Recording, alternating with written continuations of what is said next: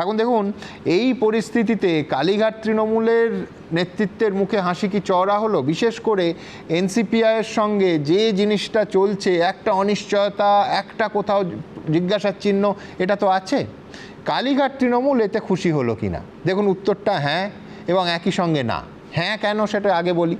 দলের টিকিটে জিতে যারা ফলাফল দেখে দল ছেড়ে বিজেপির সঙ্গে হাত মেলান, তাদের অনিশ্চয়তা এবং দুর্ভাবনা দেখে তৃণমূলের সাধারণভাবে খুশিতে উচ্ছ্বসিত হওয়াটাই তো স্বাভাবিক। কালীঘাটে নেত্রীর বাড়ির সামনে আগামীকাল সকালে যদি দেখা যায় যে এদের কয়েকজন লাইন দিয়েছেন, তাতেও কিন্তু অবাক হওয়ার কোনো কারণ নেই। এখন দল তাদের ফেরত নেবেন কিনা বা তাদের রুখতে অনির্বাণদের কেউ কেউ আবার চৌকাঠে শুয়ে পড়বেন কিনা, সেটা ক্রমশ প্রকাশ্য। কিন্তু এই পরিস্থিতির একটা সম্পূর্ণ উল্টো দিকও আছে, যেটাকে ওই নায়ের অংশ আমরা বলতে পারি।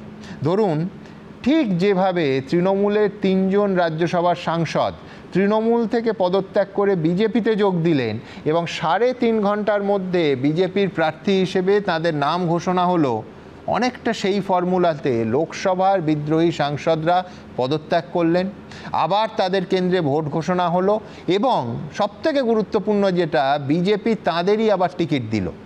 অনির্বাণের কাছে আমার প্রশ্ন থাকবে যে নির্বাচনে তৃণমূলের ভরাডিবির মাত্র কয়েক মাসের মধ্যে আবার শক্তি সঞ্চয় করে উল্টো দিকে তৃণমূল প্রার্থীকে জিতিয়ে এই 20 জনের বিজেপির টিকিটে দিল্লি যাত্রা বা সংসদ যাত্রা কি আটকানোর জায়গায় এই মুহূর্তে আজকের দিনে দাঁড়িয়ে বা ভোট যখন হবে তৃণমূল কংগ্রেস কি পৌঁছেছে? দেখুন, ভোট যদি হয় এবং ভোট যেদিন হবে সেদিন আমরাই জিতব, কিন্তু গণনা কেন্দ্রে কি হবে এইটা আমি বলতে পারছি না। এটা আমার আপনার উপরে একটু রাগ হচ্ছে। সুকান্তবাবুর মতোরা ভদ্রলোককে এরকমভাবে বিব্রত করবার কি মানে? আপনিও জানতেন, বিশ্বনাথদাও জানতেন, সায়ন্তনদা জানে, আমিও জানি যে ওনার হাতে কিছুই নেই। ও নামকা বাস্তে ইনচার্জ, উনি কি পলিসি মেকার? এই যে যার কথা বললেন, রাজ্য সভাপতির ঘাড়ে তো দিয়ে তো দিলেন। শ্রমিক ভট্টাচার্য নিজেও কি সিদ্ধান্ত নেওয়ার অধিকারী?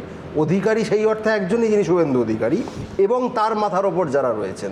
এখানে পুরো ভোটে এনসিপিআই দাঁড়াবে কিনা, পঞ্চায়েত ভোটে এনসিপিআই দাঁড়াবে কিনা, এই সিদ্ধান্ত কি আদৌ শ্রমিক ভট্টাচার্য লেভেলে নেওয়া হয়? এ তো আমরা খুব ভালো করে জানি। আমি দেখুন, তাও তো অনির্বাণ, দেখো, তোমাদের সময় বলা হতো একটা পোস্ট, বিজেপি দিল্লি ধরলে অন্তত গোটা 6 পোস্ট আছে। আমরা অস্বীকারই করছি না যে হ্যাঁ, মমতা বন্দ্যোপাধ্যায় হচ্ছে পোস্ট, বাকি সব ল্যাম্পপোস্ট, কোনো আপত্তি নেই। শুভেন্দু অধিকারী তারই তো ল্যাম্পপোস্ট ছিলেন, তারই ল্যাম্পপোস্ট হয়ে আজকে সিএম এর পোস্ট অব্দি পৌঁছেছেন।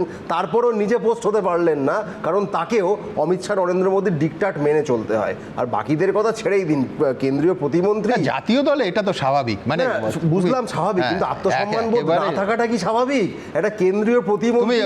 সৌম্য বসে আছে, ওকে জিজ্ঞেস করো। না না, আমি সৌম্যদাকে এখন বলবো না, একই জিনিস। এখন সৌম্যদাকে বললে আমাদের অসুবিধা আছে, কিন্তু প্রশ্নটা হচ্ছে যে একটা কেন্দ্রীয় প্রতিমন্ত্রী যেভাবে আপনার সামনে অসহায় আত্মসমর্পণ করলেন, ভদ্রলোক সুকান্তবাবু, যে কারণে আপনার সামনে আত্মসমর্পণ করে কোনো লাজলজ্জা অবধি নেই।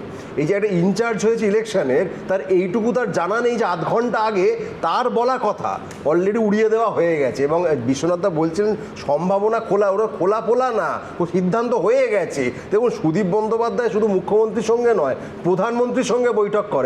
আপনি আমাকে শেষ একটা ছবি দেখান যেখানে সুকান্ত মজুমদার গিয়ে প্রধানমন্ত্রীর সঙ্গে বৈঠক করেছেন। একই দলের নেতা তো, কাকে কতটা গুরুত্ব দেয়, কাকে পকেটের রুমাল আর কাকে পায়ের জুতো মনে করে, এটা তো বোঝাই তো যায়।